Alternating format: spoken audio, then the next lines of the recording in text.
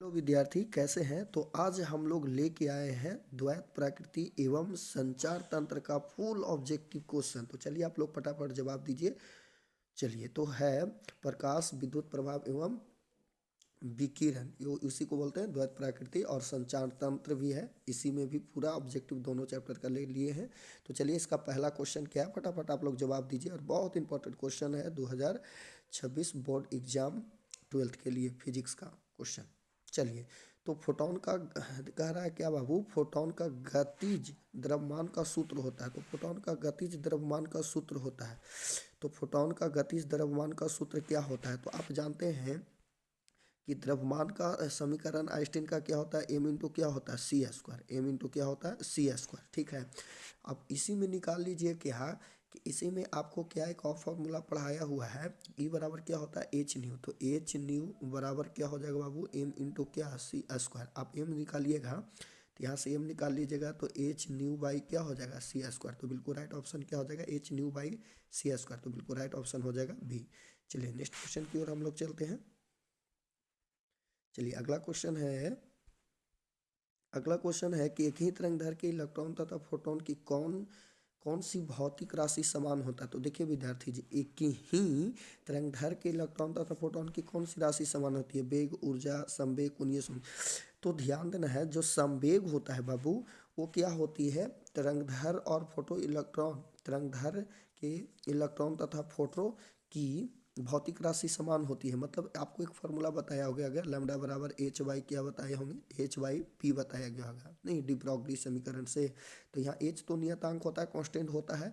तो जो लैम्डा और पी जो होता है प्रोटॉन, वो दोनों के बीच क्या होती है? संवेग क्या होती है?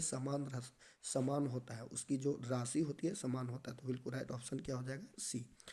चलिए नेक्स्ट क्वेश्चन की ओर चलते हैं हम लोग। अगला क्वेश्चन है विद्यार्थी जी, डी ब्रोगली का तरंगदैर्घ्य है। तो डी ब्रोगली का तो आपको तीन फार्मूला बताए हैं, एच बटा पी भी होता है। डी ब्रोगली का तरंगदैर्घ्य बताए हैं एच बटा क्या, सॉरी, एच बटा क्या बताया गया है? तो एच बटा बताए हैं पी, इसी में बताए थे एच वाई क्या बताया गया है? एम भी। और आया है क्या हम? तो एच वाई क्या आया है? रूट अंडर क्या आया है? 2 भी आया होगा, नहीं, 2 MV। और इसी में आया होगा एच वाई क्या? 2 भी आया होगा, 2 MEV भी आया होगा। तो बिल्कुल राइट ऑप्शन तो क्या हो जाएगा? HYMV बी हो जाएगा। चलिए अगला क्वेश्चन की ओर हम लोग चलते हैं।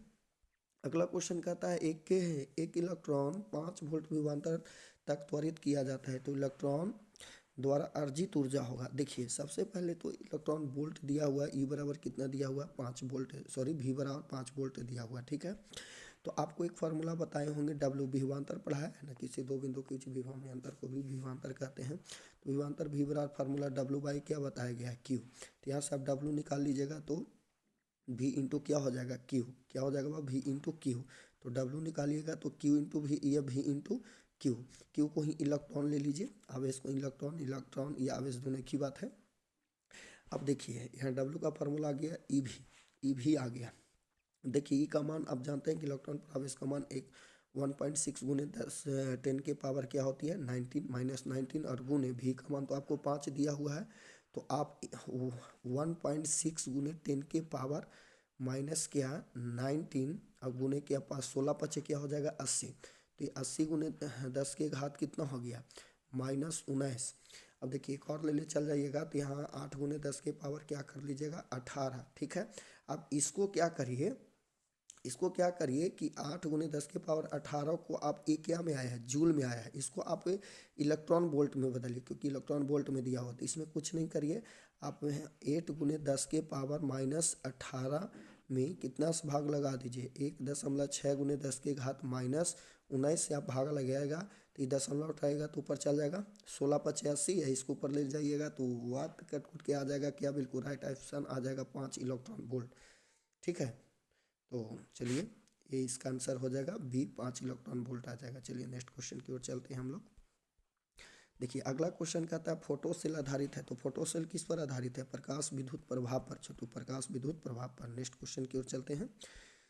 चलिए अगला क्वेश्चन कहता है प्लांक नियतांक कैसे मात्रक? तो प्लांक नियतांक का जो मात्रक होता है जूल सेकंड होता है। क्या होता है विद्यार्थी जी? Joule second. बिल्कुल राइट ऑप्शन हो जाएगा सी। चलिए नेक्स्ट क्वेश्चन की ओर हम लोग चलते हैं। फोटोन का विराम द्रव्यमान होता है तो फोटोन का विराम द्रव्यमान जो होता है वो क्या होती है बाबू, शून्य होता है। क्या होता है, शून्य। तो बिल्कुल राइट ऑप्शन क्या हो जाएगा, ए हो जाएगा। चलिए नेक्स्ट क्वेश्चन की ओर हम लोग चलते हैं। देखिए अगला क्वेश्चन क्या है, तो अगला क्वेश्चन कैथोड किरणें होता है। तो कैथोड किरणें होता है कैसा बाबू, इलेक्ट्रॉन होता है। कैसा होता है, इलेक्ट्रॉन। तो बिल्कुल राइट ऑप्शन हो जाएगा ए। चलिए नेक्स्ट क्वेश्चन की ओर हम लोग चलते हैं। देखिए अगला क्वेश्चन करता है प्रकाश विद्युत प्रभाव की व्याख्या में प्रकाश को माना जाता है। तो देखिए प्रकाश विद्युत प्रभाव की व्याख्या में प्रकाश को क्या माना गया था, कण माना गया था। क्या माना गया था, आइंस्टीन ने कण माना था। तो बिल्कुल राइट ऑप्शन बी हो जाएगा। चलिए नेक्स्ट क्वेश्चन की ओर हम लोग चलते हैं। नेक्स्ट क्वेश्चन है विद्यार्थी जी, कहता है क्या कि यदि एम द्रव्यमान का कोई कण भी चाल से गतिमान हो तो समंद्र तरंगधार है। तो ये तरंगधार ऑप्शन तो यहाँ पर इसकी होगी। देखिए ऑप्शन है क्या, तरंगधार पूछ रहा है। तो तरंगधार का तो अभी जस्ट फार्मूला बताए थे डी ब्रोगली का कि एच वाई क्या होता है, एम भी 3 संबंध बताए थे। तो बिल्कुल राइट ऑप्शन क्या हो जाएगा, सी हो जाएगा। चलिए अगला क्वेश्चन की ओर चलते हैं हम लोग। अगला क्वेश्चन है बाबू, कहता है कि 10 के पावर क्या, तो 10 के पावर कहता है कि 14 हर्ज आवृत्ति की 6.62 जूल विकिरण ये विकिरण ही कह दीजिए, विकिरण ऊर्जा में फोटोन की संख्या होगी। तो फोटोन की संख्या क्या होगी, यहाँ संख्या पूछ रहा है। तो सबसे पहले आपको एक फार्मूला बताया गया है, ई बराबर क्या, फोटोन ऊर्जा की फार्मूला ई बराबर एच न्यू। क्या बाबू, एच न्यू। इसमें संख्या कह रहा है तो आप ई बराबर क्या कर लीजिए, एन इंटू एच न्यू ले लीजिए। देखिए संख्या कह रहा है तो इसमें एन से मल्टीप्लाई कर लीजिए। आप यहाँ से एन निकालिएगा तो क्या हो जाएगा, तो एन निकालिएगा तो ई वाई क्या हो जाएगा, एच न्यू हो जाएगा। ई वाई क्या हो जाएगा, एच न्यू। ई का मान कितना है विद्यार्थी जी, तो देखिए ई का मान क्या है, तो यहाँ ई तो आपको निकालना है, सॉरी एन। तो ई का मान क्या है, तो ई का मान तो आप नहीं है, ई तो फिक्स होता है। ई4 आपको ऊर्जा का मान दिया हुआ 6.6 2 और बाई क्या, एच न्यू। एच होता है प्लांक नियतांक का मान होता है 6.6 गुने 10 के घात क्या होता है, माइनस क्या होता है 34 और गुने न्यू है आवृत्ति कितना दिया हुआ 10 के पावर 14। जब इसको आप हल करिएगा तो हल करके आपको आ जाएगा बिल्कुल राइट ऑप्शन क्या विद्यार्थी जी, सी आ जाएगा। 10 के पावर क्या आ जाएगा, 20। आप इसको देख लीजिएगा हल करके। चलिए नेक्स्ट क्वेश्चन की ओर चलते हैं हम लोग। नेक्स्ट क्वेश्चन कहता है विद्यार्थी जी क्या, देखिए क्या कहता है, क्या किसी एम द्रव्यमान तथा क्यू आवेश के कण को भी विभव द्वारा त्वरित किया जाता है। तो कण की डी ब्रोगली तरंगधार होगी। तो डी ब्रोगली तरंगधार का तो आपको पता है कि एच बाई रूट अंडर क्या होगा, 2mv होगा। क्या होगा विद्यार्थी जी, 2mv। तो बिल्कुल राइट ऑप्शन क्या हो जाएगा, सी। चलिए अगला क्वेश्चन की ओर चलते हैं हम लोग। अगला क्वेश्चन कहता है क्या कि सीजीएम है ना का कार्यफलन होता है। तो सीजीएम का कार्यफलन होता है क्या, 2.14 होता है, 2.14 होता है। तो बिल्कुल राइट ऑप्शन क्या हो जाएगा, ए। चलिए नेक्स्ट क्वेश्चन की ओर चलते हैं। देखिए अगला क्वेश्चन कहता है प्लांक नियतांक का बीमा होता है। तो आप जानते हैं कि प्लांक नियतांक ऐसे निकालते हैं हम लोग, ई बराबर एच न्यू होता है ना। यहाँ से एच निकालिएगा तो क्या होगा विद्यार्थी जी, एच वाई क्या हो जाएगा, सॉरी यहाँ से आप एच निकालने के लिए ना, तो एच निकालिएगा तो ई वाई क्या होगा, न्यू हो जाएगा। और ई होता है ऊर्जा का बीमा। तो ऊर्जा का बीमा होता है ml के पावर 2, टी के पावर क्या होता है -2 और आवृत्ति का बीमा एच न्यू फॉर आवृत्ति। तो आवृत्ति का बीमा होता है क्या, 1/t या टी के घात -1। इसी को ऊपर लाएंगे तो अब इसको ऊपर ले जाएंगे तो टी के पावर -2 में से +1 घटाइएगा तो कितना आ जाएगा, टी के घात -1 आएगा। तो बिल्कुल राइट ऑप्शन क्या हो जाएगा, ए हो जाएगा। चलिए नेक्स्ट क्वेश्चन की ओर हम लोग चलते हैं। नेक्स्ट क्वेश्चन कहता है प्लांक नियतांक का मान होते थे। तो हर विद्यार्थी जानता है कि 6.6 3 गुने 10 के घात माइनस क्या होता है 34 जूल सेकंड होता है। तो बिल्कुल राइट ऑप्शन क्या हो जाएगा, ए। चलिए नेक्स्ट क्वेश्चन की ओर हम लोग चलते हैं। अगला क्वेश्चन कहता है क्या है, अगला क्वेश्चन कहता है किसी विकिरण के एक क्वांटम को जिसमें एक निश्चित ऊर्जा होती है कहा जाता है। तो निश्चित ऊर्जा होती है उसे कहा जाता है बाबू फोटोन। क्या कहा जाता है, फोटोन। तो बिल्कुल राइट ऑप्शन हो जाएगा बी। चलिए नेक्स्ट क्वेश्चन की ओर हम लोग चलते हैं। देखिए अगला क्वेश्चन कहता है पूर्ण, यहाँ पूर्ण होगा विद्यार्थी जी, यहाँ पूर्ण होगा। पूर्ण तरंग दिष्टकारक में उपयोग किया जाता है। तो पूर्ण तरंग दिष्टकारक में कितने डायोड का उपयोग किया जाता है, तो आपको पता है 2 डायोड यूज किए थे, याद है ना, 2 डायोड यूज किया जाता है, 2 डायोड यूज किया गया था, है ना। तो बिल्कुल राइट ऑप्शन क्या हो जाएगा, ए। चलिए नेक्स्ट क्वेश्चन की ओर हम लोग चलते हैं। अगला क्वेश्चन कहता है इलेक्ट्रॉन का विशिष्ट आवेश होता है। तो इलेक्ट्रॉन का विशिष्ट आवेश का फॉर्मूला बताए थे, आवेश वाई बाबू क्या द्रव्यमान, आवेश वाई क्या द्रव्यमान, आवेश वाई द्रव्यमान। तो आपको पता है इलेक्ट्रॉन पर, तो इलेक्ट्रॉन पर आवेश का मान होता है 1.6 × 10⁻⁻⁹ और इलेक्ट्रॉन का तो आप जानते हैं कि द्रव्यमान होता है 9.1 × 10⁻⁻ क्या होता है 31 होता है। जब इसको आप हल करिएगा तो आपको कट के बिल्कुल राइट ऑप्शन आ जाएगा क्या 1.8 × 10 क्या आ जाएगा 11 कूलाम प्रति क्या आ जाएगा kg आएगा। तो बिल्कुल राइट ऑप्शन ए हो जाएगा। चलिए नेक्स्ट क्वेश्चन की ओर हम लोग चलते हैं। अगला क्वेश्चन कहता है क्या विद्यार्थी जी, अगला क्वेश्चन कहता है इलेक्ट्रॉन वोल्ट मापा जाता है। तो इलेक्ट्रॉन वोल्ट से क्या मापा जाता है विद्यार्थी जी, ऊर्जा। बहुत इंपॉर्टेंट ये सब क्वेश्चन है, ध्यान दीजिएगा। चलिए अगला क्वेश्चन कहता है द्रव तरंग सिद्धांत के प्रतिपादक थे। तो द्रव तरंग सिद्धांत के प्रतिपादक कौन थे विद्यार्थी जी, डी ब्रॉगली। यहाँ डी ब्रॉगली छूट गया है, डी ब्रॉगली। तो बिल्कुल राइट ऑप्शन क्या हो जाएगा ए। चलिए नेक्स्ट क्वेश्चन की ओर हम लोग चलते हैं।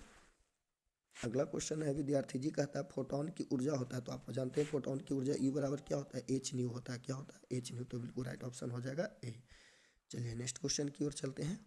देखिए अगला क्वेश्चन करता है प्रकाश का विद्युत सेल होता है। तो प्रकाश का विद्युत सेल होता है प्रकाश विद्युत में बदलना, प्रकाश को विद्युत में बदलना। तो बिल्कुल राइट ऑप्शन हो जाएगा बी। चलिए नेक्स्ट क्वेश्चन की ओर चलते हैं। देखिए अगला क्वेश्चन कहता है उत्सर्जित फोटो इलेक्ट्रॉन की ऊर्जा निर्भर करता है। देखिए उत्सर्जित फोटो इलेक्ट्रॉन की ऊर्जा निर्भर करता है। देखिए उत्सर्जित फोटो इलेक्ट्रॉन की ऊर्जा, तो आपको पता है कि एक प्लेट लिए थे, धातु का प्लेट लिए थे, ये कितनी तरंग दैर्घ्य से आ रहा है, कितनी तरंग दैर्घ्य से इस पर पटका रहा है। तो जितनी ज़्यादा तरंग दैर्घ्य से पटकाएगा उतना ही ज़्यादा उससे फोटो इलेक्ट्रॉन निकलेगा विद्यार्थी जी। तो बिल्कुल राइट ऑप्शन क्या होगा, प्रकाश के तरंग दैर्घ्य पर निर्भर करता है, ठीक है। चलिए तो बिल्कुल राइट ऑप्शन हो जाएगा बी। चलिए नेक्स्ट क्वेश्चन की ओर हम लोग चलते हैं। देखिए नेक्स्ट क्वेश्चन कहते हैं इनमें से कौन आवेश रहित कण है। तो आवेश रहित कण मतलब कि रहित है, तो रहित होता है फोटोन बाबू, क्या होता है विद्यार्थी जी, फोटोन होता है, फोटोन कण होता है ना। तो बिल्कुल राइट ऑप्शन क्या हो जाएगा, सी हो जाएगा। चलिए नेक्स्ट क्वेश्चन की ओर चलते हैं। देखिए नेक्स्ट क्वेश्चन कहता है लैम्डा तरंग दैर्घ्य वाले फोटोन की ऊर्जा होता है। तो लैम्डा तरंग दैर्घ्य के लिए फोटोन की ऊर्जा जो होता है विद्यार्थी जी Hc/, क्या होती है लैम्डा होता है, Hc/, क्या होता है लैम्डा होता है। कैसे सर, तो देखिए विद्यार्थी जी यहाँ E बराबर होता है एच न्यू होता है। न्यू का फार्मूला क्या होती है, तो न्यू का फार्मूला होता है आप जानते हैं न्यू होता है आवृत्ति, और तरंग का वेग होता है एच न्यू, तरंग का वेग होता है एन इंटू लैम्डा, एन होता है आवृत्ति। तो यहाँ पर रखिएगा तो क्या हो जाएगा Hc/, क्या हो जाएगा लैम्डा। तो बिल्कुल राइट ऑप्शन क्या हो जाएगा वी। चलिए नेक्स्ट क्वेश्चन की ओर हम लोग चलते हैं। देखिए अगला क्वेश्चन कहता है सोडियम की देहली तरंग दैर्घ्य 6800 एंगस्ट्रॉम है। तो इसका कार्य फलन होगा। देखिए कार्य फलन के लिए एक फार्मूला आप लोग को बताया होगा, फाई बराबर क्या है, तो फाई बराबर Hc/λ, Hc/λ या Hc/λ, हाँ Hc/λ ही बताया गया होगा। तो देखिए इसको आप हल कर लीजिएगा। एच क्या है प्लांक नियतांक, तो हम आपको डिटेल बता देते हैं। ये प्लांक नियतांक का मान होता है 6.6 × 10⁻⁻, क्या होता है -34 होता है। और सी होता है प्रकाश का वेग होता है 3 × 10⁻, क्या होती है 8/। लैम्डा तो दिया हुआ विद्यार्थी जी एंगस्ट्रम है, इसको चेंज कर दीजिए मीटर में। तो यहाँ 6800 और गुने क्या 10⁻, आप जानते हैं कि एक एंगस्ट्रम बराबर कितना मीटर होता है 10⁻- क्या होता है 10 होता है। क्लियर है। इसको जब आप हल करिएगा जो भी आपको आएगा हल करके ये आ जाएगा क्या, हाई होता है कार्य फलन, और कार्य फलन का मात्रक क्या होता है जूल, ठीक है। इतनी बात को आप समझ रहे हैं ना कि 6.6 × 10⁻34 में गुना कितना करना है 3 × 10⁸ से, और इसमें भागा कितना देना है 6800 × 10⁻10 से आप जो भागा दीजिएगा जो भी आपको आएगा कट उठ के, फिर क्या करिएगा, ये तो जूल में आएगा, फिर अंतिम में जो जूल में आएगा, मान लिया जाए जूल में आ गया, माना कि जूल में आ गया, कुछ इस तरह से आ गया, ठीक है। तो आप इसको जूल में क्या इलेक्ट्रॉन वोल्ट में, आपको जूल को इलेक्ट्रॉन वोल्ट में चेंज करना है। तो जूल को जब इलेक्ट्रॉन वोल्ट में चेंज करिएगा तो आप कितना से भाग मारिएगा 1.6 × 10⁻19 से जब भाग मारिएगा तो तो आपको कट उठ के बिल्कुल राइट ऑप्शन आ जाएगा 1.8 इलेक्ट्रॉन वोल्ट आएगा। तो आप समझ रहे हैं ना क्या करना है, उसको आप गुना करिएगा, जो भी आपको गुना करके आएगा उसमें आप 1.6 × 10⁻19 से आप भाग मारिएगा तो इलेक्ट्रॉन वोल्ट में बदल जाएगा। तो बिल्कुल राइट ऑप्शन इसका हो जाएगा क्या हो जाएगा ए। आप देखिएगा हल करके आ जाएगा, इसमें कोई डाउट नहीं होगा, आपको कोई दिक्कत नहीं होगा दिक्कत आप क्लास में भी पूछ लीजिएगा। आइंस्टीन को निम्न कार्य के लिए नोबेल पुरस्कार प्रदान किया गया था। तो देखिए आइंस्टीन ने निम्न कार्य के लिए क्या नोबेल किस कारण नोबेल पुरस्कार किया गया था। तो देखिए आइंस्टीन ने बहुत बड़ा एक काम किया था, प्रकाश का विद्युत प्रभाव आइंस्टीन नहीं दिया था, इसलिए इसे नोबेल पुरस्कार प्रकाश के विद्युत प्रभाव के ही कारण मिला था। ये चीज़ को खोज आइंस्टीन नहीं किए थे, तो प्रकाश के विद्युत प्रभाव के कारण जो खोज हुआ, इसी कारण आइंस्टीन को नोबेल पुरस्कार दिया गया था। तो बिल्कुल राइट ऑप्शन क्या हो जाएगा, सी। चलिए नेक्स्ट क्वेश्चन की ओर हम लोग चलते हैं विद्यार्थी जी। आगे कहता है कैथोड किरणें तो पढ़ा दिए बाबू, इलेक्ट्रॉन होता है। चलिए नेक्स्ट क्वेश्चन की ओर चलते हैं। अगला क्वेश्चन है विद्यार्थी जी, क्या उत्सर्जित फोटो इलेक्ट्रॉन ऊर्जा निर्भर करता है। तो ये भी पढ़ा दिए बाबू, ये भी क्वेश्चन था प्रकाश के तरंगधार पर। चलिए नेक्स्ट क्वेश्चन की ओर चलते हैं हम लोग। देखिए अगला क्वेश्चन क्या है, कहता है निम्नलिखित में कौन इलेक्ट्रॉन पर आवेश सही है। तो आप जानते हैं इलेक्ट्रॉन पर आवेश का मान होता है 1.6 गुने 1.62 गुने 10 के घात माइनस क्या होता है विद्यार्थी जी, 19 जूल होता है। तो कूलाम होता है, सॉरी कूलाम होता है। तो बिल्कुल राइट ऑप्शन क्या हो जाएगा, डी हो जाएगा। चलिए नेक्स्ट क्वेश्चन की ओर चलते हैं।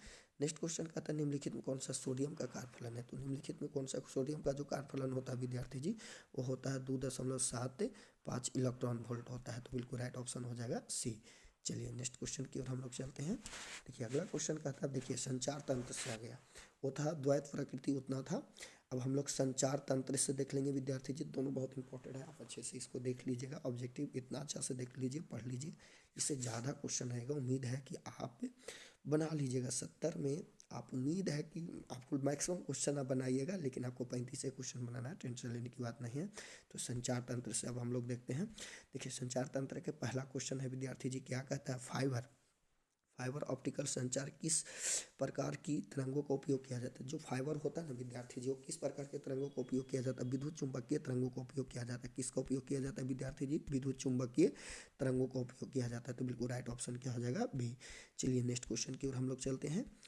नेक्स्ट क्वेश्चन कहता है डिजिटल संकेत में संभव होता है। तो डिजिटल संकेत के लिए संभव होता है विद्यार्थी जी क्या, 0 तथा 1 के बीच होता है। 0 तथा 1 के बीच होता है विद्यार्थी जी, 0 तथा 1 के बीच होता है, ठीक है। तो 0 तथा 1 के बीच होता है। चलिए नेक्स्ट क्वेश्चन की ओर हम लोग चलते हैं। प्रकाश तरंग स्काई वेव, इसी को प्रकाश तरंग इंग्लिश में बोलते हैं, स्काई वेव का संचार आधारित है। तो किस पर आधारित है विद्यार्थी जी, तो ये देखिए आकाश का जो तरंग होता है वो आयन मंडल से परावर्तन होता है। कहाँ से होता है, आयन मंडल से। तो बिल्कुल राइट ऑप्शन क्या हो जाएगा, ए। चलिए नेक्स्ट क्वेश्चन की ओर हम लोग चलते हैं। अगला कहा था उपग्रह संचार में विद्युत चुम्बकीय तरंग का कौन सा भाग प्रयुक्त होता है। तो कौन सा भाग प्रयुक्त होता है, रेडियो तरंग होता है। क्या होता है विद्यार्थी जी, रेडियो तरंग होता है, रेडियो तरंग होता है, ठीक है। तो बिल्कुल राइट ऑप्शन क्या हो जाएगा, बी। चलिए नेक्स्ट क्वेश्चन की ओर हम लोग चलते हैं। देखिए नेक्स्ट क्वेश्चन का था, वैसे बहुत सारे इंपॉर्टेंट है, आप ध्यान से इसको पढ़ लीजिएगा। भूतरंगों के प्रेषण में प्रयुक्त आवृत्ति प्रास होता है। तो भूतरंगों के प्रेषण में प्रयुक्त आवृत्ति जो प्रास होता है विद्यार्थी जी, वो होता है 5 के हर्ज से होता है, 1500 के हर्ज होता है, 1500 के हर्ज होता है। तो ध्यान दीजिए, बिल्कुल राइट इसका ऑप्शन क्या हो जाएगा, भूतरंगों के प्रेषण के प्रयुक्त आवृत्ति का प्रास होता है 500 के हर्ज से 1500 के हर्ज होता है। तो बिल्कुल राइट ऑप्शन हो जाएगा बी। चलिए नेक्स्ट क्वेश्चन की ओर हम लोग चलते हैं। नेक्स्ट क्वेश्चन कहा था आकाश तरंगों द्वारा संचरण के लिए प्रयुक्त आवृत्ति प्रास होता है। तो प्रयुक्त आवृत्ति जो प्रास होता है बाबू आकाश तरंगों का होता है क्या, तो आकाश तरंगों का होता है विद्यार्थी जी 2 मेगा हर्ज से वो होता है 20 मेगा हर्ज के बीच होता है, ठीक है। तो आकाश तरंगों के द्वारा संचरण प्रयुक्त आवृत्ति का प्रास ही होता है। तो बिल्कुल राइट ऑप्शन क्या हो जाएगा, सी। चलिए नेक्स्ट क्वेश्चन की ओर हम लोग चलते हैं। नेक्स्ट क्वेश्चन कहता है संकीर्णन का मापन किया जाता है। तो संकीर्णन का मापन किया जाता है विद्यार्थी जी डेसीबल से। क्या से किया जाता है, डेसीबल में। तो बिल्कुल राइट ऑप्शन क्या हो जाएगा, बी। चलिए नेक्स्ट क्वेश्चन की ओर हम लोग चलते हैं। देखिए अगला क्वेश्चन कहता है संचार उपग्रह की पृथ्वी की सतह से दूरी होता है। तो संचार उपग्रह की पृथ्वी की सतह से उपग्रह की जो ऊंचाई होता है उसको हम लोग 36,000 किलोमीटर की ऊंचाई पर स्थापित किया जाता है। तो बिल्कुल राइट ऑप्शन क्या हो जाएगा, ए। चलिए नेक्स्ट क्वेश्चन की ओर हम लोग चलते हैं।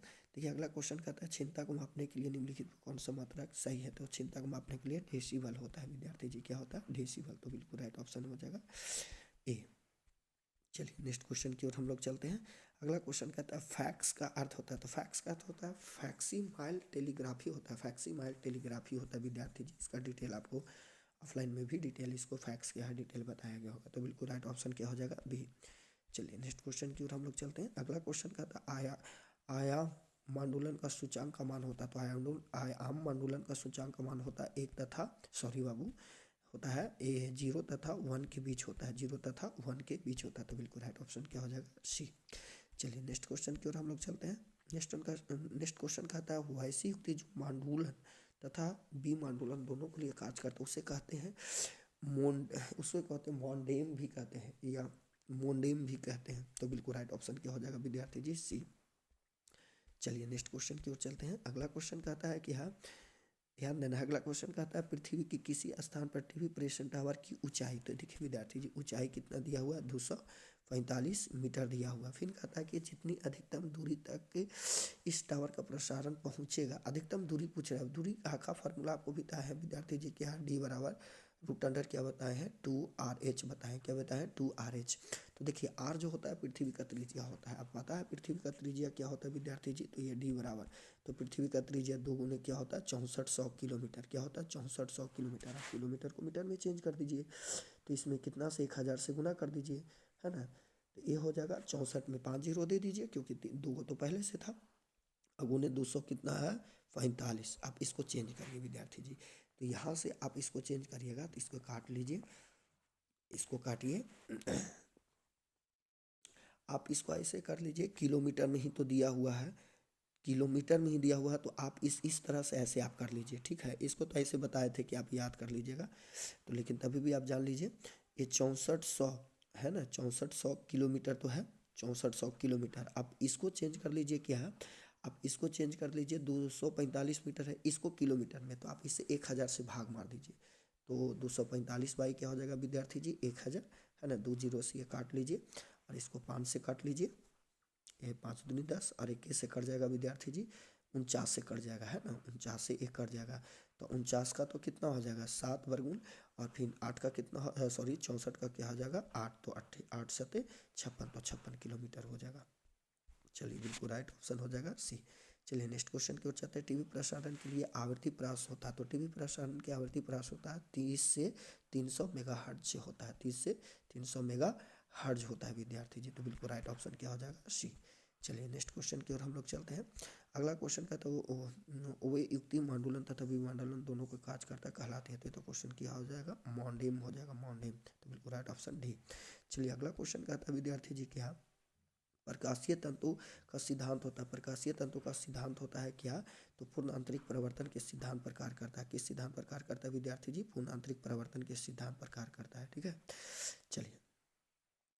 चलिए नेक्स्ट क्वेश्चन की ओर चलते हैं हम लोग। तो नेक्स्ट क्वेश्चन की ओर चलते हैं विद्यार्थी जी। तो नेक्स्ट क्वेश्चन क्या है? चलिए नेक्स्ट क्वेश्चन की ओर चलते हैं। देखिए अगला क्वेश्चन है प्रकाशीय तंतु की सिद्धांत पर, तो हो गया।